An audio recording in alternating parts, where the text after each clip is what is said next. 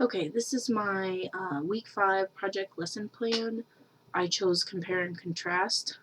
Where I wanted to start with the student, and I'm aiming for 7th graders, would be with these cards that I had made that have short stories on them, more like just a paragraph, that have several characters, 2 to 3, that have similarities and have differences.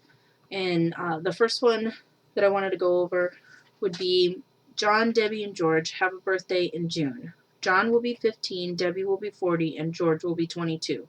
John, Debbie, and George live in Arizona. John lives in Tucson, Debbie in Scottsdale, and George lives in Phoenix. All three have been to school. John is in high school, George is in college, and Debbie has graduated.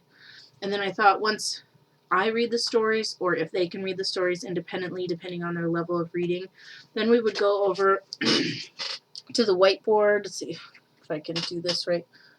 And we would write out the similarities and differences, having the same birthday but different ages. They all live in Arizona but different cities, and they've all been to school but in different levels of their education or areas of their education. So we'd go over some of the other ones that I have. There would be easier ones, like Jane and Fred are both redheads. They both like ice cream, but Fred likes vanilla and Jane likes chocolate, and such like that. Or there'd be more difficult ones that are almost riddle-like, so that as they pick out the similarities and differences, at the end they can kind of try and figure out what the characters are. Like I have Dave has black hair, Bo has black hair. Dave and Bo both like to go for a walk together.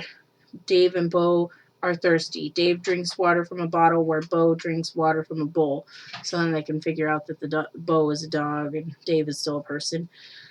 And then afterwards, after going over those cards and kind of getting to know the comparison and the contrast and comparison, we would do these little, I think they're called like Find It, Spot It cartoons.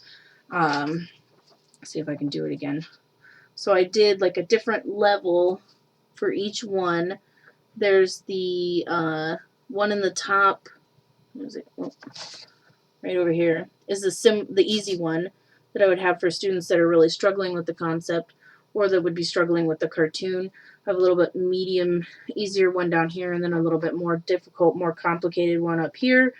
So those would give the students a chance to kind of practice the skill, finding things that are the same or things that are different, but at a fun level rather than constantly reading or writing. We could also make those Venn diagrams on the whiteboard when we're doing the cards so that they could practice in the circles, and maybe it would make it easier visually to break it down that way, or do it just in the columns like I have if it's a little bit easier for the students to do it that way. And I think that's it. Thank you.